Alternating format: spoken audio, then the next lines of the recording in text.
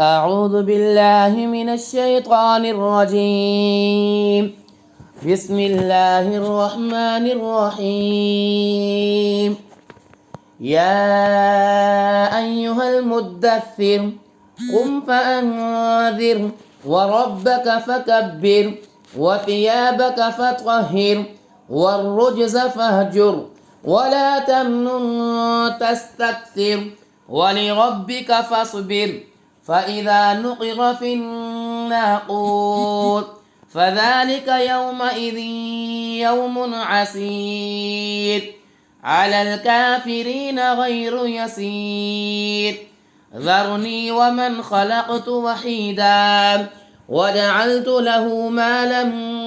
ممدودا وبنين شهودا ومهدت له تمهيدا ثم يطمع أن أزيد كلا إنه كان لآياتنا عنيدا سأرهقه صعودا إنه فكر وقدر فقتل كيف قدر ثم قتل كيف قدر ثم نظر ثم عبس وبسر ثم أدبر واستكبر فقال إن هذا إلا سحر يؤثر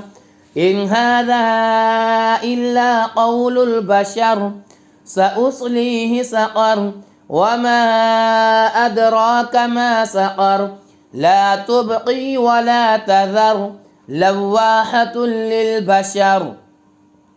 عليها 19 وما جعلنا أصحاب النار إلا ملائكة وما جعلنا عدتهم إلا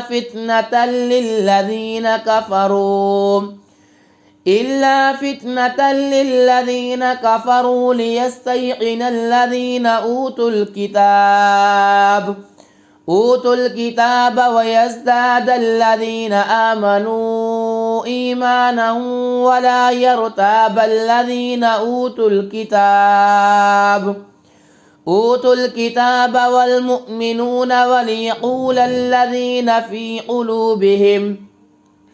في قلوبهم مرض والكافرون ماذا أراد الله بهذا مثلا كذلك يضل الله من يشاء ويهدي من يشاء وما يعلم جنود ربك إلا هو وما هي إلا ذكرى للبشر كلا والقمر والليل إذ أدبر والصبح إذا أسفر إنها لإحدى الكبر نذيرا للبشر لمن شاء منكم أن يتقدم أو يتأخر كل نفس بما كسبت رهينة إلا أصحاب اليمين في جنات يتساءلون عن المجرمين ما سلككم في سقر قالوا لم نك من المصلين ولم نك نطعم المسكين وكنا نخوض مع الخائضين وكنا نكذب بيوم الدين حتى أتانا اليقين فما تنفعهم شفاعة الشافعين فما لهم عن التذكرة معرضين كأنهم حمر مستنفرة فرت من قسورة بل يريد كل امرئ منهم أن يؤتى صحفا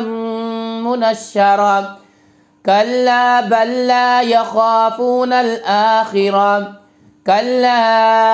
إنه تذكرة فمن شاء ذكره وما يذكرون إلا أن يشاء الله